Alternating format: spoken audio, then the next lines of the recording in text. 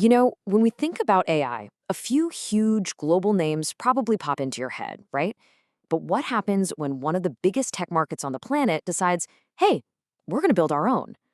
Well, today we're diving into India's answer to the AI revolution and a fascinating new startup that's challenging the entire status quo. And I know what you might be thinking. Great, another AI chat app. The market seems totally saturated. But stick with me here, because this is about so much more than just a new app. This is about a massive story unfolding in the tech world. See, this isn't just another product launch, it's a real statement. This is India's homegrown answer to the AI giants, a domestic alternative built specifically for one of the most important AI markets anywhere in the world. All right, so let's set the scene. The date is February 20th, 2026. This is the day that, you could argue, the Indian AI landscape really shifted. A brand new challenger stepped into the ring, and believe me, the tech world started paying attention. So let's meet that challenger. It's called Indus. It's a new AI chat app available on the web and on your phone, and it was launched by an Indian startup called Sarvam. And its mission is pretty clear: to go head-to-head with the Goliaths of the tech world.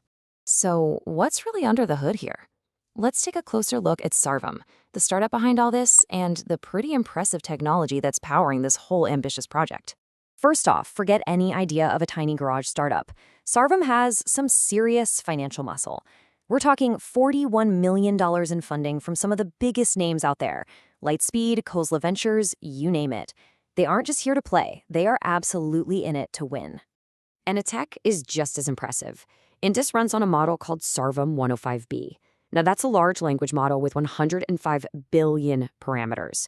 You can kind of think of parameters as the brain cells of an AI. The more you have, the more powerful it gets. So this is a real heavyweight contender in the AI space.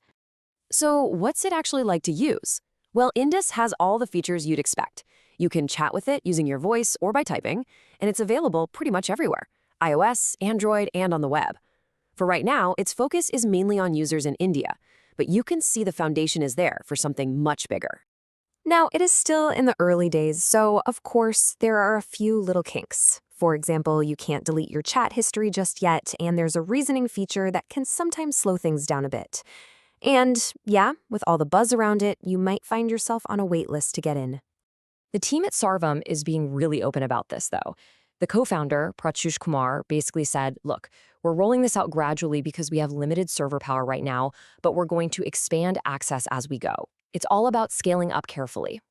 Okay, so let's zoom out for a second, because this isn't just about one company or one app. To really understand why Sarvam and Indus are such a big deal, you have to understand the battlefield they're on. India has become, without a doubt, ground zero for the global AI wars. And this really is the heart of the conflict. You've got the global giants on one side, OpenAI, Anthropic, Google, and on the other, you have this new wave of Indian challengers, with Sarvam right at the front. It's a classic David versus Goliath story, but for the digital age. And the numbers? Well, the numbers are just staggering. ChatGPT has over 100 million weekly users in India, and for Anthropic's model Claude, India is its #2 market in the world. The appetite for AI in the country is just absolutely massive, and that means the stakes could not be higher. So what does this all lead to? What's the endgame? Let's look at the really big picture here and what this whole push for homegrown AI means, not just for India, but for everybody. Because this is really the core of it. This isn't just about cool new apps and clever algorithms. This is about national strategy. It's about India building and owning its own AI infrastructure and really taking control of its own technological future.